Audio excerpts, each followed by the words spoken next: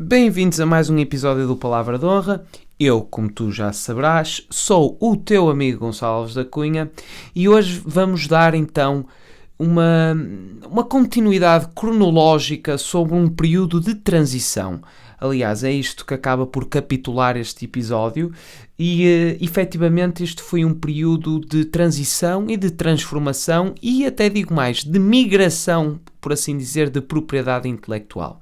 Pois bem, se no episódio anterior nós vimos os filósofos conciliadores do médio platonismo, não é? Se bem se lembram, nós estamos aqui a caracterizar isto com estes chavões mais técnicos para precisar cronologicamente a propriedade intelectual e o ponto em que ela ainda se encontra transformada, não é? Médio platonismo, neoplatonismo, aqueles debates escolásticos, por assim dizer. Se nós vimos esses conciliadores dos filósofos como Filo de Alexandria, que tentou conciliar um pouco a propriedade platónica a uma espécie de um monismo ideal, ora, no episódio 2 vamos falar isto é seguramente, porque acho que isto reúne consenso, de uma das figuras mais preponderantes para a total migração da propriedade intelectual platónica e essas bases, ou pelo menos esses alicerces filosóficos teológicos, né, dentro de metafísica, para os monismos ou os monoteísmos que se sucederam ao zeitgeist da época, ou pelo menos ao pensamento metafísico ontológico da altura, coincidente com o declínio do Império Ocidental, do Império Romano, peço desculpa. Portanto, vamos falar sobre um filósofo que realmente conseguiu, quase sozinho é responsável por esta transformação e por ter dado uma espécie de fundamentação prática ao judaísmo, ao islamismo e ao cristianismo, principalmente ao cristianismo. Esse filósofo, como provavelmente tu já saberás, né, naturalmente porque está no título, é Plótino. Plótino, um dos maiores pensadores do século III depois de Cristo. E um dos grandes pensadores da Antiguidade Clássica, à semelhança de Platão e de Aristóteles. Ora bem, para falarmos sobre Plótino, consequentemente, é uma recomendação que eu faço previamente, é de que ou consultares o episódio o episódio 16, em que nos dedicámos a conversar sobre Platão, sobre quem ele era e sobre a preponderância que ele teve na sua altura, no seguimento do pensamento socrático, porque aqui é claramente necessário algumas bases, porque no fundo o que o Plótino faz é pegar um pouco nas ideias de Platão e aprimorá-las no sentido de ele próprio arranjar algum tipo de solução personalizada com base nessa propriedade e, portanto, é preciso ter algum tipo de familiaridade para com o que Platão disse. Nós vamos recapitular, mas iremos ser bastante sucintos, não vamos voltar a explicar a alegoria da caverna e a teoria das formas e a teoria das ideias. Eu, pelo menos, vou dar como pressuposto de que sabes do que estou a falar. Portanto, mesmo que não tenhas, eventualmente não tiveres a oportunidade de ouvir o episódio, não é?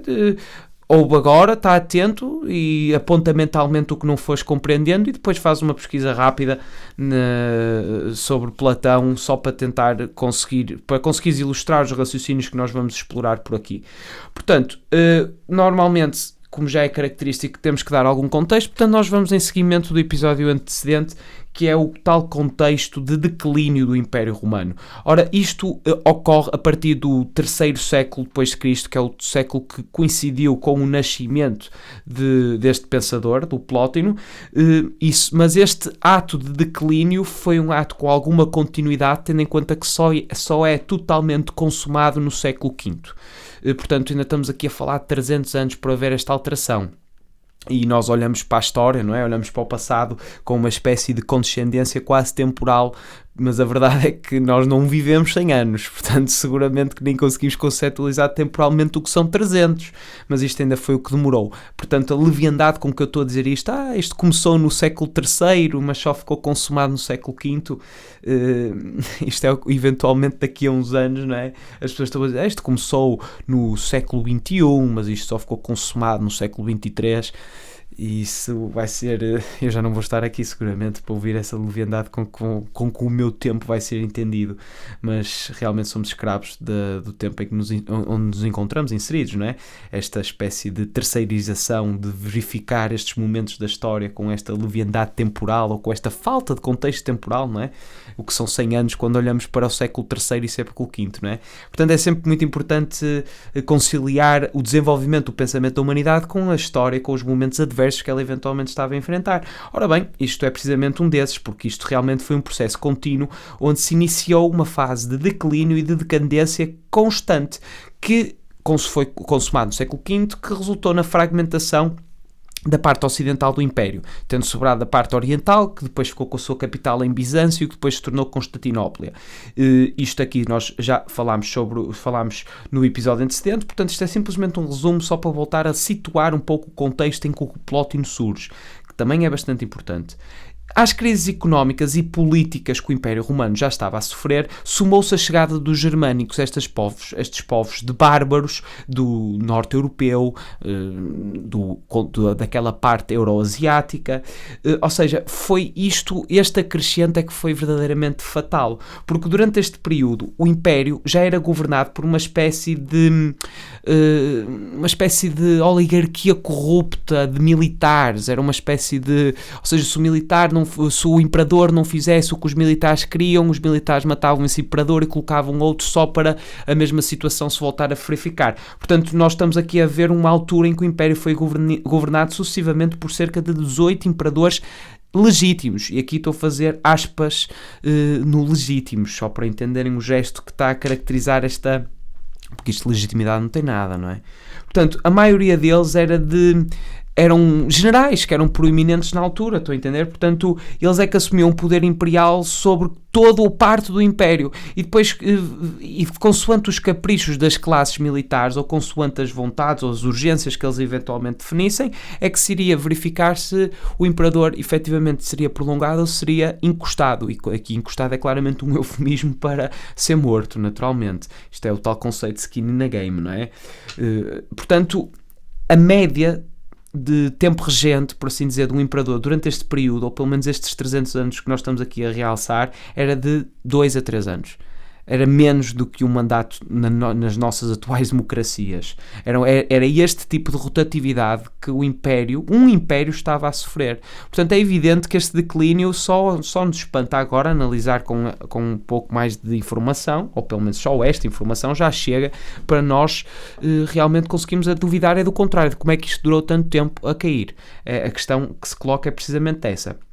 Ora, o aumento das migrações dos povos germânicos também tem razões bastante fundamentadas, e é sempre importante conseguir estabelecer causalidades e consequências às coisas, naturalmente, para descortinarmos aqui algum tipo de aleatoriedade que eventualmente possa estar, ou ambiguidade relativamente ao início das coisas, né? Ao início da primeira pedra ou de dominó que de certa forma acabou por descarrilar todos os sucessivos, ou os restantes dominós, não é? Portanto, os povos germânicos claramente aumentaram populacionalmente, isto foi um dos principais motivos. Portanto, o aumento populacional levou estas tribos germânicas a procurarem melhores terras que suportassem o tamanho das suas populações. Os historiadores também dizem que houve uma espécie de baixaram as temperaturas, ou pelo menos houve um resfriamento climático, por assim dizer, e isto fez com que houvesse uma diminuição da quantidade de terras agrícolas disponíveis. Isto também entra em parte na justificação destas migrações de povos, porque eles não eram propriamente nómadas, foi mesmo a força da necessidade. E sendo o terceiro, o último, uma fuga, porque a verdade é que os hunos, que foram hunos de Aníbal, os hunos eram uns bárbaros, por assim dizer, porque assim encaixavam-se devidamente na terminologia, que estavam numa espécie de um conflito perpétuo com os chineses. Só que os chineses conseguiram fechar, apesar dos hunos depois ainda terem combatido bastante com o clã Han e isso tudo, a muralha conseguiu realmente com que eles, nem que seja, tivessem curiosidade de ver o que estava para o ocidente, porque efetivamente estava um pouco menos... não era tão fácil penetrar as defesas chinesas ao nível Oriente, portanto eles vieram para o Ocidente, o que despoltou esta reação em cadeia dos ostrogodos, dos vândalos, dos tuebes, de todos eles migrarem para a Península Itálica e para a Península Ibérica. Portanto, como vocês podem verificar, estão aqui as condições quase geopolíticas que justificam efetivamente o porquê do Império Romano do Ocidente ter realmente iniciar esta fase decadentista, porque como se conseguimos verificar com esta fundamentação é que à medida que o exército romano se ia enfraquecendo, né, devidamente às crises económicas que nós aqui referimos, a intensidade dos ataques germânicos aumentava. Era esta pelo menos o contexto ou conjuntura que caracterizava o período em que nasceu o pensador que nós vamos abordar aqui. Um pensador que foi altamente, não digo necessariamente reformista, porque ele pega em propriedade que o antecede, naturalmente, mas que teve implicações sérias nesta espécie de migração e de preponderância do pensamento e da intelectualidade da altura, porque se nós vimos que os gregos tiveram uma maneira diferente de lidar com o declínio e a decadência do Império, ou pelo menos no momento posterior ao Império de Alexandre Magno, em que se atrincheiraram, não é? Ou pelo menos se focaram um pouco nas reformas e nas investigações relativamente à ética e ao pensamento ético, ou pelo menos essa propriedade intelectual, criando essas tais escolas de pensamento que nós já falámos aqui.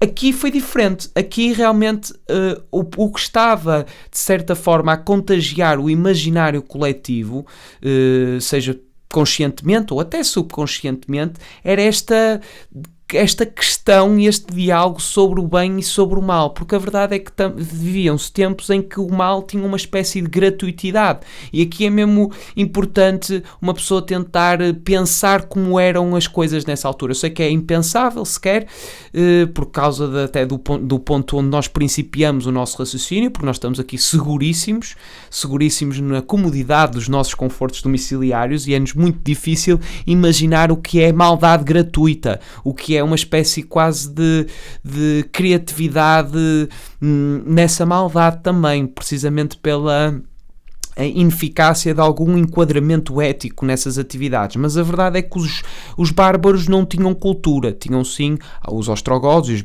os visigodos, né, que até acabaram por trazer um pouco para a nossa Península Ibérica a ideia de nobreza ou a ideia de classe guerreira, que difere significativamente da classe militar romana. É um pouco esta aristocracia feudal. Obviamente que tinham isso, mas eles não tinham propriamente cultura, não tinham um sistema de valores que os regesse em nível de atitude. Eu quero acreditar, e seguramente faltam-me também estudos para poder corroborar isto, mas seguramente que eles teriam algum código de conduta, naturalmente, ou algum tipo de justiça punitiva, sequer. Agora depende, não é? Qual era o sistema de coercivo que eles adotavam, não é? Porque os babilónios também tinham o código de Hammurabi e aquilo ainda é relativamente dramático. Mas a verdade é que existia essa gratuitidade, não é? Então é natural que as verdadeiras questões eram as questões que depois fundamentaram até um pouco a ascensão do cristianismo, que era a ideia de haver um segundo mundo, um mundo posterior à vida, porque efetivamente a morte era algo comum. Então a morte estava tremendamente presente no cotidiano de qualquer pessoa, no sentido em que em qualquer altura, ou pelo menos qualquer altura, era propícia para se morrer. Portanto, era evidente que era necessário uma espécie de uma propriedade intelectual que reconfortasse um pouco esta noção trágica, ou pelo menos a clareza trágica, por assim dizer, que o facto da morte estar lá sempre tão presente, não é? Porque efetivamente é uma condição trágica só por si, só o simples facto de que o tudo é vida e o nada é morte, e estamos neste intervalo que nós consideramos experiência, não é? Isto já é suficientemente trágico para ser incomportável, e a absurdez, como dizia o Camus, a absurdez fulminante pode nos atacar em qualquer canto e em qualquer rua. Mas ali nesta circunstância em particular, efetivamente, era uma comodidade quase. A vida não era acariciada nem valorizada como nós hoje a entendemos. Portanto, era evidente que muito do diálogo coletivo estava-se a transportar para uma ideia de um Deus, e na ideia de tentar conciliar todos os outros. Por isso, a ascensão do cristianismo, a presença do judaísmo, e depois, significativamente mais tarde, não é? Que é no século VII, a ideia, o terceiro do livro, não é? O Islão, correspondia muito bem a este imaginário, uma espécie de um Deus punitivo, mas ao mesmo tempo misericordioso, não é? Esta ideia de justiça e misericórdia, que é um bocado falácia intelectual, porque a misericórdia é a suspensão de justiça, portanto é inconcebível ser-se um e ser-se outro. Mas nesta altura também se debruçavam muito sobre esta dúvida, naturalmente, mas a verdade é que era uma propriedade convidativa e era uma reflexão que se avizinhava cada vez mais séria e estava a ganhar contornos. E é neste contexto todo, pelo menos, que é profundamente marcante, em que Plótino se debruça e começa a raciocinar devidamente sobre estas ideias todas, porque ele é o grande responsável pela transição para o monismo idílico. E nós já vamos perceber o que é que isto quer dizer. Primeiramente, obviamente que nós já referimos várias vezes, mas o Plótino nasceu no século III, mais concretamente em 205 depois de Cristo. E, ou seja, ele viveu esta instabilidade que foi profundamente marcada pela discussão entre o bem e o mal, que é uma questão um bocado intemporal, se nós formos a ver, não é? Se eventualmente nós iniciarmos algum tipo de discurso com de caráter religioso ou de natureza religiosa, é evidente que pelo menos um argumento ou uma versão deste argumento irá ser arremessada, nomeadamente o como é que Deus pode ser benevolente se consentindo maldade.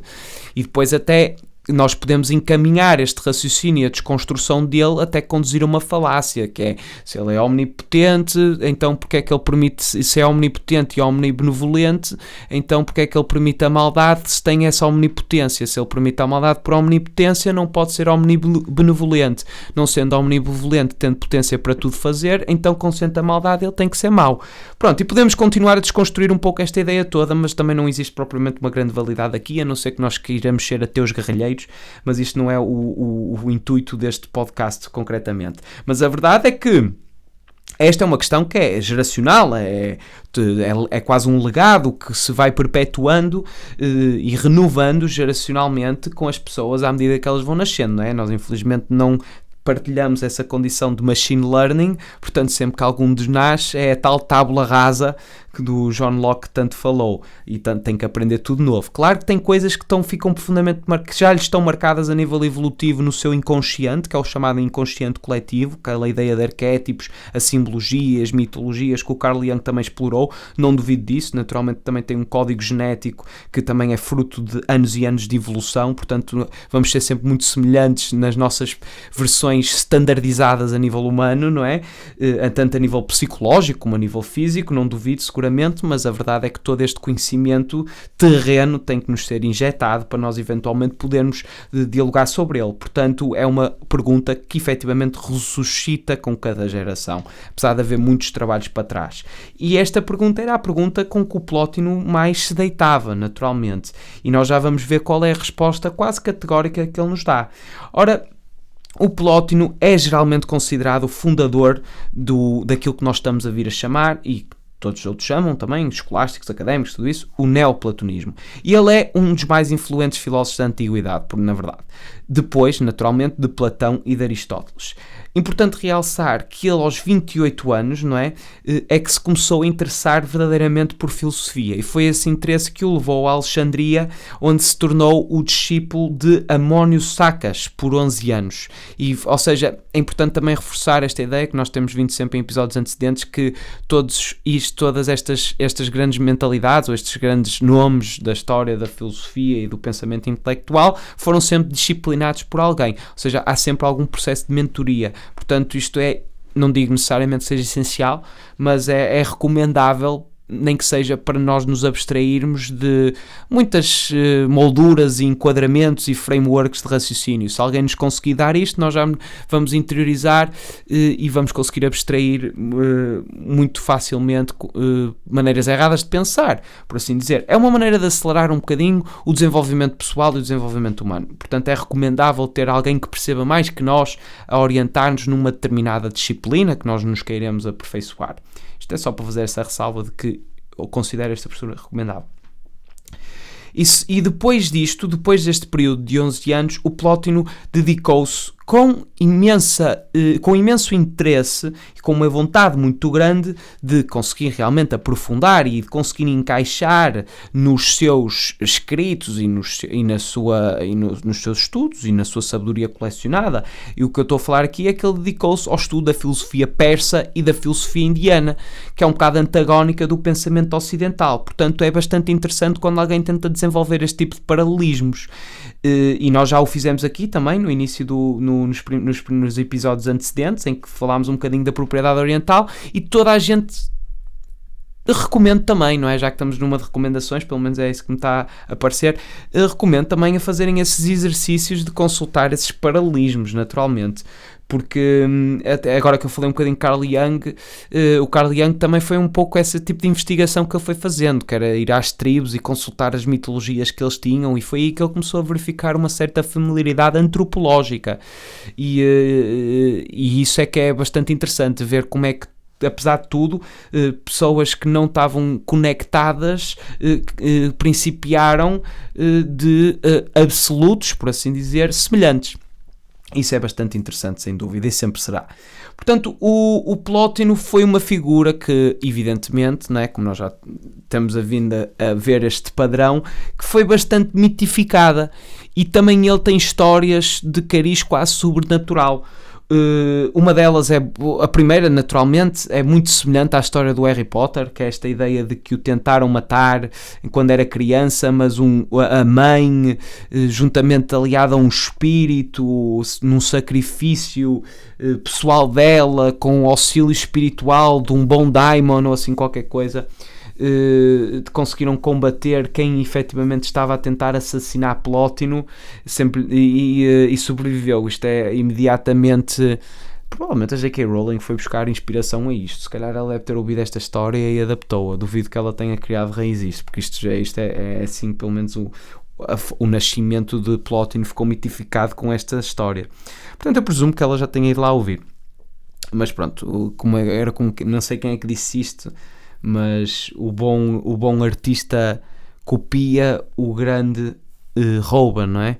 Portanto, vamos consentir que a J.K. Rowling é uma boa artista, vamos supor. Pronto, isto é uma das histórias que lá está, e entra um pouco neste caráter. Nós já falámos de pessoas como o Pirro, como o Diógenes, portanto é mais uma personagem que nós podíamos ficar aqui simplesmente um episódio inteiro a falar sobre ele, mas eu só vou contar mais uma história, mas também recomendo eventualmente a verem mais umas quantas, porque são engraçadas. Mas uma das mais até ilustrativas da própria filosofia do pensador é que o Plótino não mostrava uma paciência com escultores e com pintores, e que houve uma altura que ficou bastante notória, ou pelo menos célebre, em que um escultor se propõe a fazer um busto com o rosto de Plótino, e Plótino, muito indignado, não é, com este escultor chamado Amélio, respondeu imaginem com esta indignação: não basta carregar esta imagem com a qual a natureza nos revestiu, é necessário também ceder e admitir que resta uma outra imagem para além desta, mais duradoura, como se valesse ser vista? Ou seja, o que é que ele disse aqui de uma maneira não tão lírica? Ele disse: eu estou aqui, quer dizer, já não chega terem-me dado esta cara e este corpo, esta faticidade que me condena, ainda queres fazer um busto disto? Tipo, eu não tenho nada a ver com isto, pá, isto foi o que me deram. Se puderes, tenta, nem que seja, esculpir aquilo que eu vou dizendo.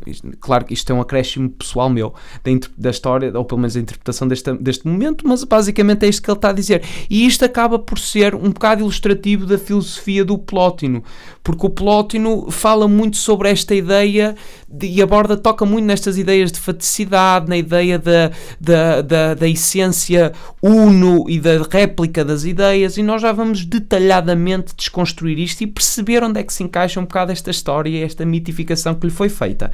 Porque o Plótino, na verdade, é que escreveu 54 tratados. No entanto, coube a Porfírio, que foi um discípulo dele, a ordenação e a correção dos textos, além da produção de uma biografia de Plótino que ao que parece, foi até solicitada pelo próprio Plótino. Portanto, é importante também conhecer esta personalidade de nome Porfírio, porque foi um discípulo fundamental para nós hoje em dia conseguirmos consultar as obras de Plótino, ou pelo menos o seu pensamento. E se calhar a preponderância que ele acabou por assumir na Antiguidade Clássica também lhe é devida, nomeadamente ao Porfírio. Ora, dentro deste neoplatonismo, o Plótino é fundamental por aquilo que acabou por compor na obra escrita, não é? Compilada por Porfírio, aliás, que é as 6 Iníades. Iníadas, pronto, assim é que é. E isto é bastante interessante porque lá contém realmente um pouco a chave de todo este pensamento intelectual e um pouco a fundamentação deste período de transição para aquilo que se veio a conhecer posteriormente como o cristianismo e a teologia cristã. Portanto, ao contrário de Platão, e agora vamos efetivamente entrar dentro da propriedade intelectual de Plótino, sem mais demoras e sem mais contextos, o Plótino acreditava numa espécie de monismo idealista, que depois veio a fundamentar o monoteísmo. Ora, portanto, para ele só existia mesmo o Uno, era assim que ele chamava, o Uno. Isto podemos remontar um bocadinho aqui a Heráclito, mas acaba por não ser a mesma coisa. Aliás, não é Heráclito, é Parménides, mas não é a mesma coisa. Isto é a ideia de Uno. É o conceito mais semelhante que consegue, de certa forma, equiparar-se a esta conceptualização feita por Plótino é, sem dúvida, Deus, ou pelo menos a ideia de Deus que as religiões monoteístas acabaram por assumir. Portanto, deste Uno, ou de Deus, podem equipará-lo, mas não façam aquele exercício barato de imaginar uma figura antropomórfica, não é? Tipo, com um aspecto humanoide, que é vingativo e que tem um especial interesse pela raça humana. Pensem mesmo em Deus como uma espécie de arquiteto e design intelectual e conceptualizem como eventualmente acharem mais conveniente, como natureza, universo, o que seja, mas é isto que nós estamos a falar, uma unidade, um elemento, o uno, e então deste uno, ou de Deus, é que emana a fonte divina que irradia por toda a criação. Isto é a ideia dele.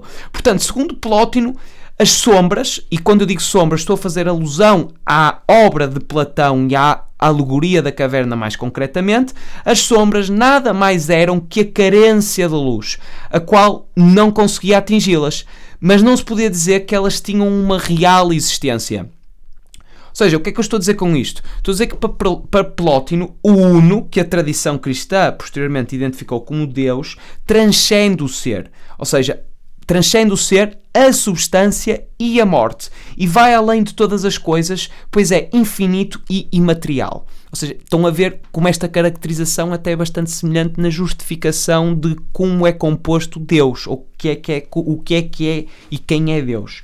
Portanto, mas é o Deus Uno que gera e conserva todas as coisas de uma forma ilimitada. Mas nós, por limitações cognitivas, naturalmente, e pela nossa natureza intelectual rasteira, não conseguimos entender, não conseguimos chegar ao Uno, ao Deus, nem manifestar ou representar essa entidade. Esse Uno, entidade ou propriedade, é indiferente. Porque ele cria as coisas como se fossem emanações que dele saem, como a luz que sai de um astro luminoso e se espalha para tudo à sua volta. É esta a ideia quase de hierarquia que é bastante característica da propriedade intelectual de Plótino. Ou seja, tem um Uno que irradia luz e há coisas que vão ficando cada vez mais tenues, mais pálidas, porque estão mais distantes deste grande astro, à semelhança do Sol e do planeta Terra. Portanto, as sombras de Platão são simplesmente estas réplicas ou estas ausências de luz, este distanciamento do Uno para Plótino. Basicamente é isto. Isto até acaba por ser uma boa maneira de encapsular esta última frase que eu disse, que é esta ideia de as sombras são simplesmente distanciamentos do uno. Portanto, esta ideia de... Lembram-se da teoria das formas ou a teoria das ideias de Platão, de que uma ideia tem foi o Daimon, não é? O tal Daimon que desenvolveu... a verdadeira ideia, e depois só existem réplicas no mundo da matéria, não é? No mundo sensível. Pronto, aqui encaixou, foi tirado este daimon e foi dado a entender esta ideia de Uno por Plótino, que posteriormente Uno se converteu em Deus, e isto serviu de retórica, metafísica e teológica nos séculos que precederam a existência deste pensador. Portanto, o que Plótino acaba por se perguntar é porque é que Deus existe e porque Ele é da forma que é, e responde que Deus... aliás, deixa-me recapitular só esta ideia. Ok, o Plótino pergunta-se porque Deus existe e porque é que Ele é da forma que é, ao qual ele conseguiu encontrar uma resposta bastante ardilosa, que é Deus autoproduziu-se. É um pouco esta ideia que ele foi buscar. Para evitar um pouco essa questão, que ainda hoje consegue encaminhar para a falácia ou para a aporia, que é esta ideia de, então, e quem é que fez, se Deus fez tudo, quem é que fez Deus, ou o movimento antecedente, o movimento inicial, o movimento de inércia, ele acabou por responder a isto dizendo que ele se autoproduziu. Ele diz que o Uno, que pode ser Deus, né, já sabemos, é um supremo bem, que é o sumo bem, e criou-se a si mesmo. E ele é dessa forma porque essa é a superior e melhor forma de ser. Ele existe nele próprio e para ele, e tem a suprema liberdade da criação. Ele transcende-se a si próprio. Estão a ver a justificação um bocado engenhosa até, vamos dizer, porque efetivamente, quer dizer, ele fez-se ele próprio, vive dentro dele próprio, tudo está dentro dele próprio, e o mundo da matéria e os outros mundos que nós já vamos analisar são simples distanciamentos dele próprio. É um bocado engenhoso fechar tudo, centralizar um pouco esta informação. Portanto, o Uno, quando pensa a si mesmo, cria o intelecto, que é a sua representação. Ora, por sua vez, o intelecto, quando pensa em si, cria a alma, que é a representação do intelecto. Estão a ver? É sempre este seguimento todo. Sempre que alguém faz uma análise de si próprio, desenvolve uma representação disso. Portanto, esta é a ordem que ele está já a determinar, que é Uno, intelecto e alma. Sendo quando o Uno reflete sobre si próprio, cria o intelecto. O intelecto, quando reflete sobre si próprio, cria a alma. E isto acontece neste processo de representação, não é? Naturalmente que as criações vão perdendo a identidade com o que representam, da mesma forma como as cópias das cópias vão perdendo a qualidade. É esta a analogia. Se vocês fizerem uma repografia, fizerem uma cópia de algo que já foi copiado, isso só vai perder qualidade. É um pouco esta ideia ontológica que nós estamos aqui a discutir. Portanto, as coisas que têm origem em Deus serão sempre mais inferiores a Deus à medida que se afastam dele. É esta a tal ideia das sombras e a tal ideia que fundamenta e que se apropria da teoria das ideias ou teoria das formas de Platão. E encaixam aqui e fazem esta narrativa teológica. Isto é o chamado neoplatonismo. Isto é puro neoplatonismo. Isto é o novo platonismo com uma ideia de Uno, uma figura central, que depois o cristianismo aproveitou naturalmente, não é? Estão aqui a papinha toda feita para poderem fundamentar esta ideia da existência de um só Deus. Portanto, desta forma, os neoplatónicos rejeitavam o conceito do mal, esse tal conceito intemporal que nós estávamos a falar, porque eles acreditavam apenas em graus de imperfeição, ou seja, na carência da prática do bem. Isto é a tal ideia, eles já estão muito afastados de Deus, isto é que é o mal para eles, estão a ver? É esta contínua representação de si próprio que foi levada a esse extremo todo, e esta cópia da cópia da cópia da cópia que conduziu a este comportamento. Portanto, contrariamente aos ensinamentos cristãos que se seguiram, não era necessário transpor as fronteiras da morte ou caminhar para estágios de uma vida na espiritualidade para se conquistar uma alma perfeita e feliz. Para Plótino e para os neoplatónicos, estas virtudes podiam ser obtidas através do exercício constante e da meditação filosófica. Ele achava que investir em sabedoria, aprimorar conhecimento, era uma solução muito imediata, ou pelo menos eficaz, para se conseguir ter a tal estado da eudaimonia, a tal alma feliz que nós já tanto refletimos aqui. Portanto, para ele também se assumia imprescindível este caráter e este comportamento de contemplação e de reflexão. Isto difere drasticamente da penitência e da castidade cristã, naturalmente. Portanto, seguramente há várias divergências, evidentemente. Isto foi só tipo um princípio, uma fonte de onde o cristianismo foi beber para se fundamentar. Outra grande fonte, naturalmente, foi o discípulo de Platão, Aristóteles, e esse ainda conseguiu travar ainda mais o raciocínio todo, esse, em todas as áreas, todas as distintas áreas, até ciência e tudo isso. Nesse aspecto, por acaso, foi um trabalho um bocado contraproducente, a propriedade intelectual destes dois pensadores, ou pelo menos a instrumentalização que tiveram no mundo medieval.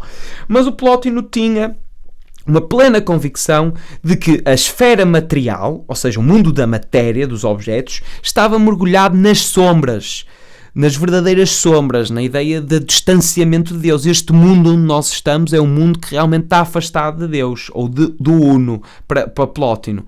Mas ainda assim ele acreditava que as formas naturais refletiam um pouco dessa luz emanada pelo Uno. Ao lado de Deus estavam posicionadas as ideias eternas para Plótino, as formas primitivas de todos os seres.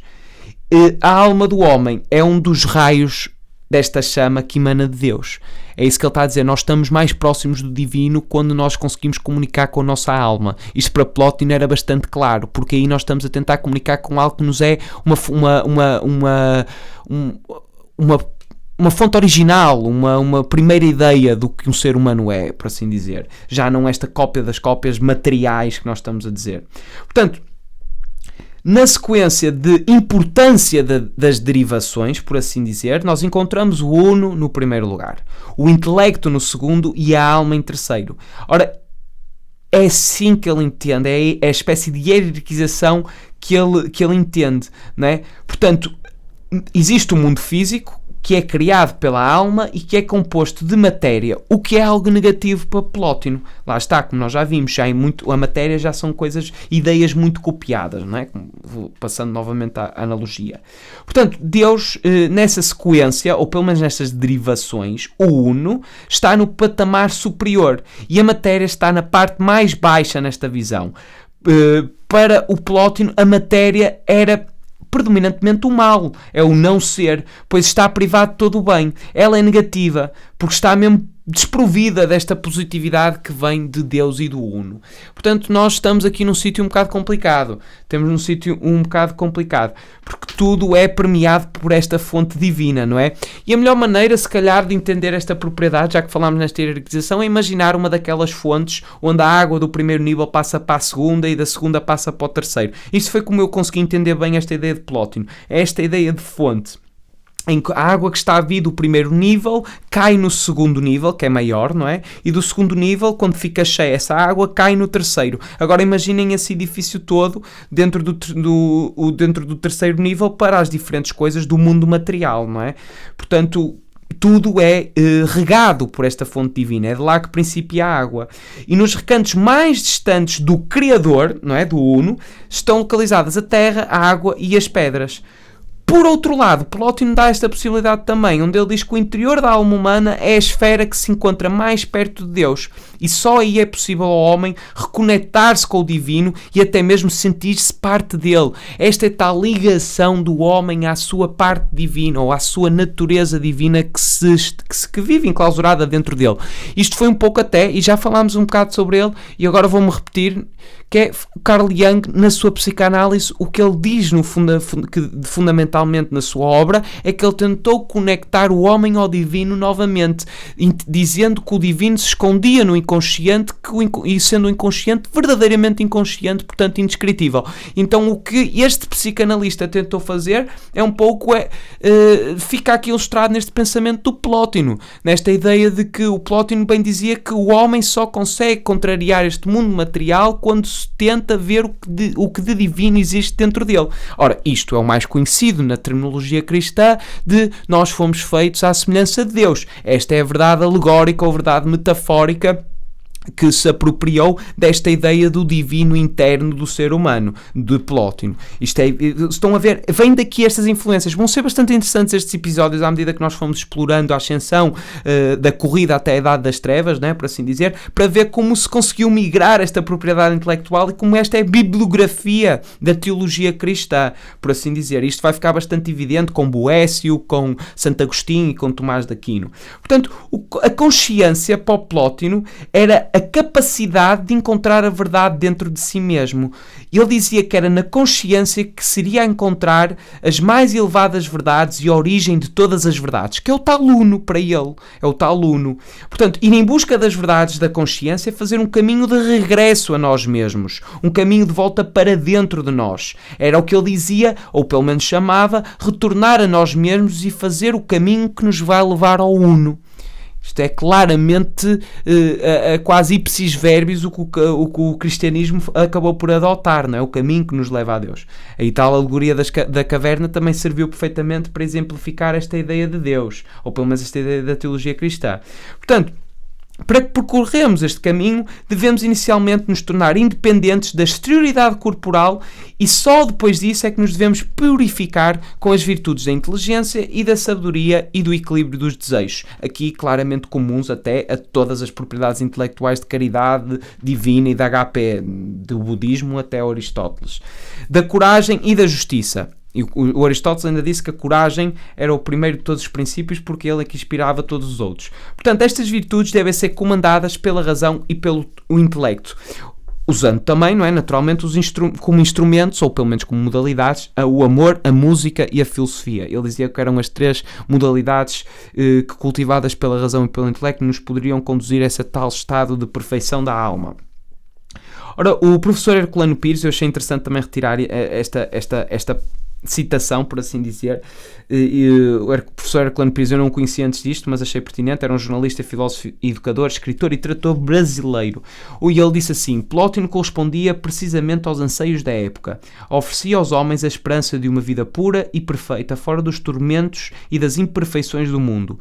Abria-lhes uma perspectiva de salvação e ao mesmo tempo criava uma ética religiosa que implicaria o esforço constante das criaturas para se libertarem dos seus desejos e apetites e das suas paixões desvairadas. Portanto, estou a entender aqui a preponderância do contextualizar estes pensadores nos tempos em que eles se inseriram, porque efetivamente ele correspondeu efetivamente às ansiedades da época e àquilo que o pessoal estava a passar e as dificuldades que estavam a viver. Portanto, este acaba por ser bastante concludente da preponderância que o Plótino teve e daquilo que ele acabou por iniciar, ou pelo menos apressurar este movimento destravado, de certa forma, da ascensão do cristianismo. Ora, o Plótino tinha 66 anos quando morreu, em 270, portanto morreu ainda no século III, não é? Naturalmente, portanto não chegou a ver o Império Romano a cair definitivamente, mas ele morreu durante o segundo ano do reinado do Imperador Cláudio II, e é por isso que nós sabemos a sua data, não é? Porque foi contextualizado nesse período temporal do Imperador Cláudio II. Né? A influência de Plótino e dos neoplatónicos sobre o pensamento cristão, islâmico e judaico foi representativo nas obras de escritores como Gregório de Nazianzo, Gregório de Nyssa, Santo Agostinho, nós já falámos aqui, Pseudo-Dionísio, que também foi bastante importante, o Boécio e muitos outros, muitos outros, Tomás de Aquino, muitos outros. Portanto, esta foi a verdadeira influência de Plótino. E eu vou só agora sintetizar de certa forma o pensamento dele, que se divide. Então imaginem agora essa fonte e eu agora vou dar-vos um conceito, que é o conceito grego da hipóstase. Hipóstase é um termo grego que pode referir-se à natureza de algo ou uma instância em particular daquela natureza. E Plótino dividia o universo em três hipóstases: o uno, o nous e a alma do mundo. Pensem outra vez na fonte que eu tinha dado, que é a melhor analogia para este tipo de raciocínio. E esta é a hierarquização de a segunda fonte bebe da primeira, a terceira bebe da segunda e assim sucessivamente. Portanto, o uno era a primeira hipóstase. Segundo Plótino, o uno refere-se a Deus, dado que a sua principal característica é a indivisibilidade. É em virtude do uno, unidade, que todas as coisas são coisas. Isto disse Plótino nos tais livros, nos 6 Iníadas. Isto foi mesmo no 6º, no sexto livro. Depois existe o nous, que é a segunda hipóstase. A nous é o termo filosófico que não possui uma transcrição direta para a língua portuguesa e que significa a atividade do intelecto ou da razão em oposição aos sentidos materiais. Que é quando, isto basicamente é quando conseguimos intelectualizar o que nos rodeia, mesmo quando é contrassensual. E o problema é que não há propriamente uma natureza consensual relativamente a esta palavra, porque Homero tinha uma ideia de termo nous, em que ele dizia que era a atividade mental em termos gerais, o Anaxágoras tinha outro termo de nous, que era a força motriz que formou o mundo, o Platão tinha outro, que era a parte racional e mortal da alma, e Aristóteles tinha outro, que era a distinção da nossa percepção sensorial, e o Plótino descreveu como uma das emanações do ser divino. Portanto, não há propriamente um consenso nesse aspecto. E depois, finalmente, existe a terceira hipóstase, porque segundo o Plótino, a partir do nous procede a alma do mundo, que procede do poder criador, contemplando o nous e multiplicando-se em todos os entes particulares do mundo sensível sem se dividir. Portanto, é aqui que entra a tal alma do mundo, que é quando esta força intelectual se representa ela própria, criando e desenvolvendo todas as matérias que nos são observáveis. São essas tais réplicas ou cópias, não é? E a par da alma do mundo, naturalmente que existem as almas individuais. Mas é na alma que estão as matrizes de todas as entidades, e delas procedem as almas e todas as formas dos seres sensíveis, desde a planta até o homem, tudo constituído em harmonia e beleza. Isto é a ideia dele, mas ao mesmo tempo que é a ideia mais distanciada, o mundo material mais distanciado de Deus. Isto é uma forma sintetizada, mas isto está tudo nas obras que foram compostas por Plótino. Aquilo que eu queria com este episódio tentar eventualmente conseguir, que este é um episódio seguramente desafiante, porque é um período de transição que é bastante fulcral, até que vai ajudar a contextualizar as próximas conversas que nós vamos ter aqui sobre o cristianismo e o monoteísmo, era sintetizar um pouco este pensamento e perceberem que, no fundo, aquilo que nós estamos a fazer é bibliografia da teologia cristã. Ou seja, o cristianismo, os grandes pensadores da época, quando a teologia vai representar um pouco algo semelhante como a astrofísica representa para nós hoje em dia, a teologia era a ciência, não é? Da época, muita da fundamentação é esta que nós estamos aqui a falar, e é para ver o quão importante isto foi para legitimar esse raciocínio e onde é que o pessoal estava a empregar as suas forças intelectuais.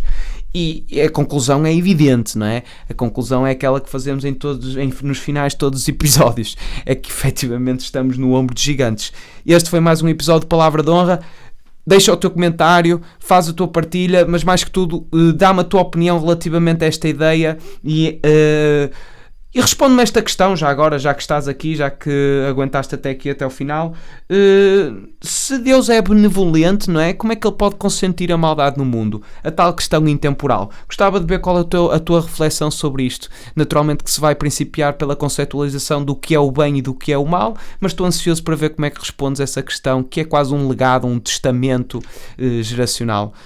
E já sabes, seu uma chama sem parecer selo, mais uma vez. Até ao próximo episódio.